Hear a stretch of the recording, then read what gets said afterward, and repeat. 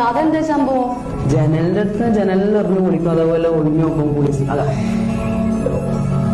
ഒരു ക്യൂരിയോസിറ്റി, കാണാനുള്ള ഒരു ത്വര. നിങ്ങളെ പോലെയുള്ള മറ്റ് സ്ത്രീകളുടെ സ്വകാര്യ നിമിഷങ്ങൾ ഒളിഞ്ഞു നോക്കിയിട്ട് ഒരു നാറിയെ നിങ്ങൾ അവിടെ വിളിച്ചിരുത്തി ആനന്ദിക്കുക. നമ്മുടെ നാട്ടിൽ ഇതൊന്നും ഒരു തെറ്റല്ല എന്ന രീതിയിൽ നിങ്ങൾ ലഘൂകരിക്കുക. എന്നിട്ട് നിങ്ങൾ പറയുകയാണ് അത് ഒരേ ആയിരിക്കുള്ളൂ. ഞാൻ ഒരിക്കലും ഈ ചെറുക്കനെ കുറിച്ച് ഞാൻ ഒന്നും പറയുന്നില്ല. കാര്യം അവനെ കുറിച്ച് പറഞ്ഞിട്ട് യാതൊരുവിധ കാര്യം അയാൾക്കറിയാം. ഒരു ബോണ്ട മെഴുകി ഈടിയാന്ന് ഇയാൾക്കറിയാം. നിങ്ങൾക്ക് അല്പമെങ്കിലും സാമൂഹിക ബോധ്യം. ഒരു സ്ത്രീയുടെ മാനത്തിന് ഒരുത്തൻ വന്നിരുന്ന് വില പറയുമ്പോൾ കൈയടിച്ച് ചിരിക്കുന്ന മറ്റൊരു സ്ത്രീ, നിങ്ങൾ ഒരു സ്ത്രീയാണെന്ന് പറയാൻ പറ്റുന്നുണ്ടോ? ഈ വീഡിയോ കാണുന്ന ഓരോ ആളുകളും ഇത്തരത്തിലുള്ള അഴിഞ്ഞാട്ടത്തിനെതിരെ എന്തുകൊണ്ട് നിങ്ങൾ പ്രതികരിക്കുന്നില്ല? അത് ജനലിനിടയിൽ കൂടെ ഒളിഞ്ഞു നോക്കിയപ്പോൾ ഇദ്ദേഹം ചിരിക്കുന്നു, മറ്റേ ആൾ പറയുന്നത് കാണാനുള്ള ത്വരയാണെന്ന്. Shame on you. നിങ്ങളെ കുറിച്ച് ആലോചിക്കുമ്പോൾ പുച്ഛത്തിന് എല്ലാത്തിനും ഒരു പരിധി വേണം.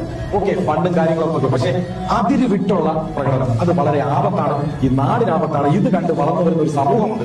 ആ സമൂഹത്തിന് മുന്നിൽ നിങ്ങളെപ്പോലുള്ളവർ കാണിക്കുന്നത് കീറി വിളിക്കുന്നത് പ്രശ്നമില്ല, മറ്റുള്ളവരുടെ കിടപ്പറയിൽ ഒളിഞ്ഞു നോക്കുന്നത് പ്രശ്നമില്ല എന്നുള്ള രീതിക്കാണ് നിങ്ങളെപ്പോലുള്ള ആളുകൾ ഇന്റർവ്യൂ ചെയ്ത് ഇത്തരം പെക്കൂത്തുകൾക്ക് വളം വെച്ചു. അതെന്താ